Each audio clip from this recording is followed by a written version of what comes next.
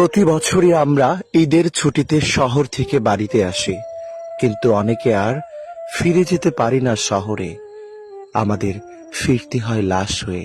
পবিত্র ঈদ উল ফিতরে ঈদকে কেন্দ্র করে পর্যটন কেন্দ্র আর রেস্টুরেন্টে যে কাজকর্ম করি, যা আমাদের ঈদের সাথে ধর্মের সাথে কোনো সম্পৃক্ততা নেই। অতি উৎসাহী, দায়িত্বের অবহেলা আর এই ডাম ব্রিজ মেরামতে কিছু অবহেলার কারণেই আজ জামালপুর জেলার দেওয়ানগঞ্জ উপজেলা থানার সামনে ভাসমান এই ডাম ব্রিজে ভয়াবহ দুর্ঘটনায় 4 জনের প্রাণ হারালো।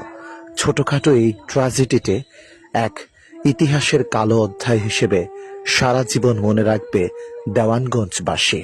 এখানে ব্রিজে আস্তে পড়তে ব্রিজের মাঝখানে একদিকে হয়ে ব্রিজটা উল্টে গেছে। মানে সেখানে ছিল অনেক লোক ছিল, মানে এক পদে থাকার পরে ব্রিজ একদিকে হওয়ার পরে ব্রিজটা উল্টে গেছে। এখন আর ভাই আমার খালা খালি এবং দুটোই তলিয়ে গেছে। ভাই আপনার বাড়ি কোথায়? বাড়ি থালোচরে। এখানে বেড়াতে, ঈদের বেড়াতে আসছেন? বেড়াতে এসেছিলাম ভাই। যারা কয়জনকে পাচ্ছেন না? ভাই 2 জনকে পাচ্ছি না আমি। কি নাম? একটা নাম হলো আবু বকর সিদ্দিক আর একটা হলো খাদিজা নাম।